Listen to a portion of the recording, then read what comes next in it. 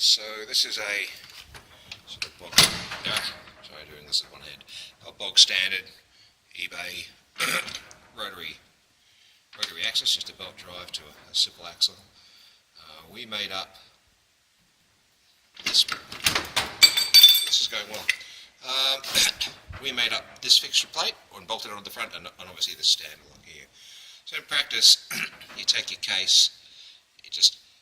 This is for a metal case, it sits at the bottom here, and then when you do up these two clamping bolts, they sort of cam down and grip the case by the bottom, and at that point the machine can come in and machine some holes along the top.